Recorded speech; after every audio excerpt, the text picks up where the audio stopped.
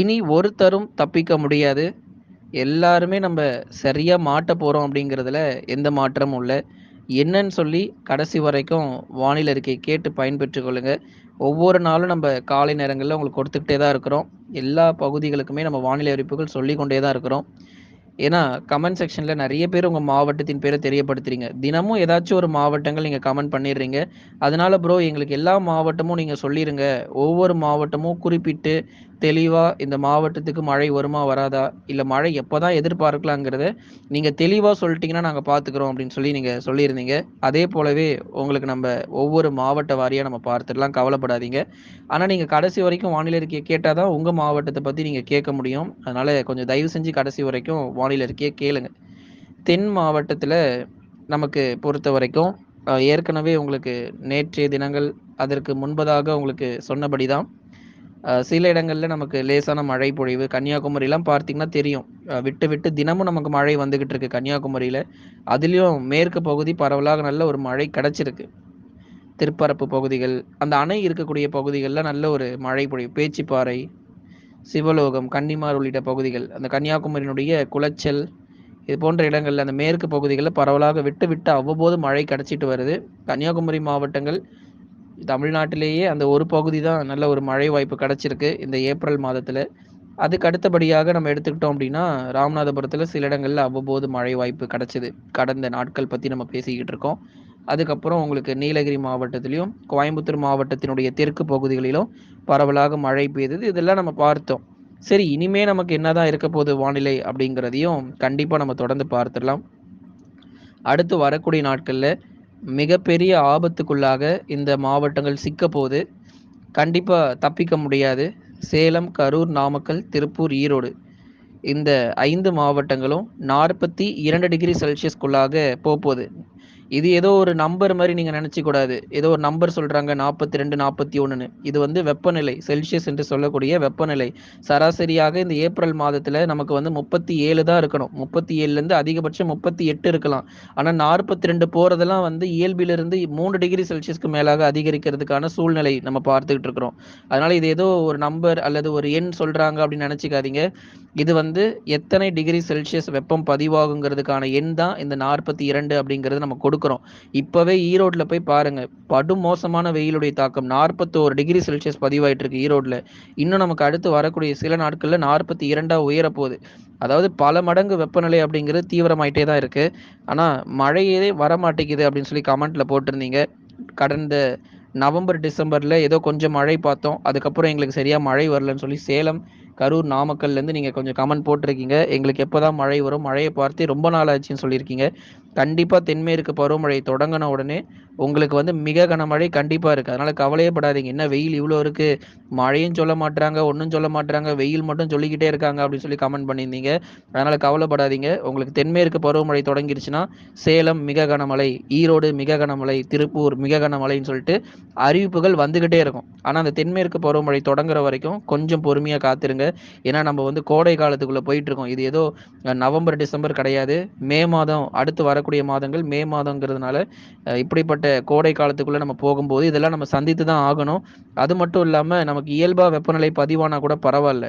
ரொம்ப ரொம்ப ஒரு இயல்புக்கு மாறான வெப்பநிலை அப்படிங்கிறது இங்கெல்லாம் பதிவாகிட்டு இருக்கு.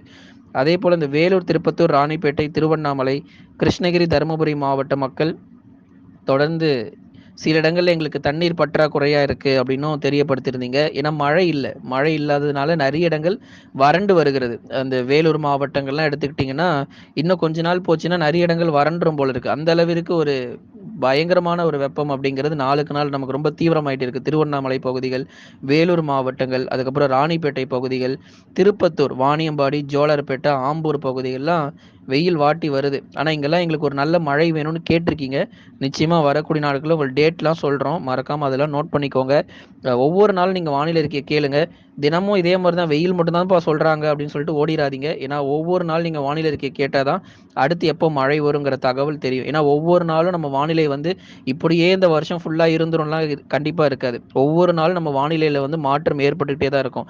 அப்போ நமக்கு ஒவ்வொரு நாளுமே இந்த வானிலை அறிக்கை நீங்க கேட்டு பயன்பெற்றுக் கொள்ளுங்க. சட்டென்று அல்லது திடீரென்று திடீர் மழை வாய்ப்பு இப்படிலாம் இருந்தாலும் நம்ம உடனே சொல்லிருவோம். அதுக்கு அடுத்தபடியாக நம்ம சென்னையிலிருந்து கேட்டிருந்தீங்க. சென்னை, திருவள்ளூர், காஞ்சிபுரம், செங்கல்பட்டு, விழுப்புரம், கடலூர், புதுச்சேரி மற்றும் காரைக்கால். எங்களுக்கு வந்து கடலோர மாவட்டம் தான் பேரு. ஆனா எங்களுக்கு மழையே வரல அப்படின்னும் சொல்லியிருந்தீங்க.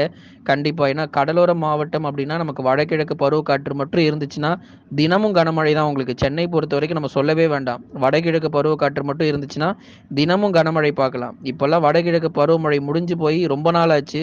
கோடை காலத்துக்குள்ள வந்தாச்சு. அதனால உங்களுக்கு அந்த காற்றுடைய திசை எல்லாமே மாறுபட்டு போச்சு. நவம்பர், டிசம்பர்ல உங்களுக்கு வந்து வடகிழக்கு பருவமழை காற்று கிடைச்சிருக்கும். அதனால நீங்க தினமும் கனமழை நீங்க பார்த்திருப்பீங்க. இப்ப நமக்கு வந்து காற்று திசையெல்லாம் மாறி போச்சு. கோடை காலமும் ஆரம்பிச்சாச்சு. அதனால உங்களுக்கு வெயில் இப்படிதான் இருக்கும். இன்னும் கொஞ்ச நாட்களுக்கு நீங்க கொஞ்சம் கஷ்டப்பட வேண்டியதா இருக்கும். பெரும்பாலும் நீங்க பகல் நேரங்கள்ல வெளிய செல்க தவிர்த்துட்டாலே, உங்களுக்கு வந்து கூடுமான வரை இந்த கோடை காலத்த நம்ம சமாளிக்க முடியும்.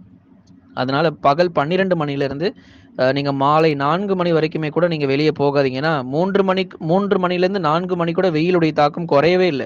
நெறைய இடங்கள்ல இன்னும் பயங்கரமான வெப்பநிலைங்கிறது சென்னை பகுதிகள்ல பதிவாகிட்டு தான் இருக்கு. அதனால அதிகபட்சம் நீங்க 4 மணி வரைக்கும் கூட நீங்க வெளிய செல்கிறத பெரும்பாலும் தவிர்த்துக் கொள்ளுங்க.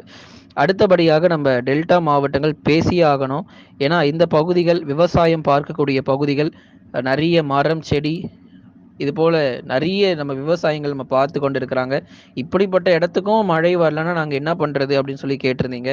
ஏன்னா விவசாயங்கள் பார்த்து கொண்டிருக்கிறாங்க. அங்கேயுமே நமக்கு ஆங்காங்கே சற்று தண்ணீருடைய பற்றாக்குறை நம்ம பார்க்க முடியுது. அதனால விவசாயிகள் உங்களுக்கு என்ன சொல்றோம் அப்படின்னா, அடுத்து வரக்கூடிய ஒரு 15லேருந்து 20 நாட்களுக்கு பெரும் மழை அப்படிங்கிறதெல்லாம் எதிர்பார்க்காதீங்க. ஏன்னா தென்மேற்கு பருவமழை வந்தா தான் இதுக்கு ஒரு முடிவே. இல்லன்னா இதுக்கு ஒரு முடிவே கிடையாது.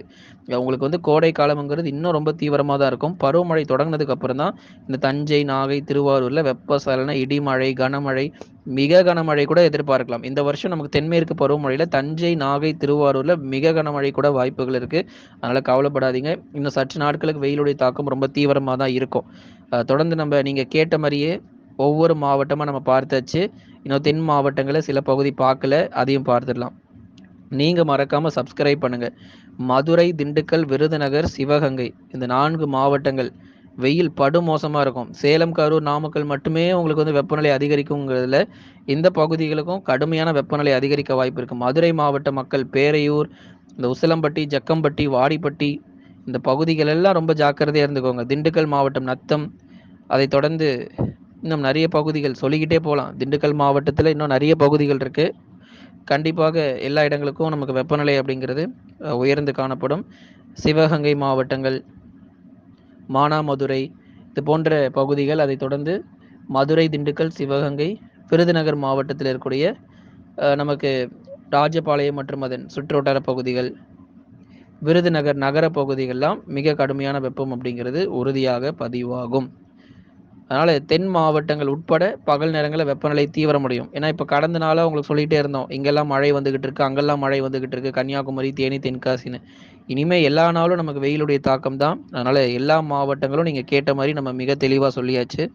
லைக் பண்ணுங்க, மறக்காம சப்ஸ்கிரைப் பண்ணுங்க, தொடர்ந்து சப்போர்ட் பண்ணுங்க. துல்லியமான வானிலை அறிக்கைய நீங்க பெற்றுக்கொள்ளுங்க.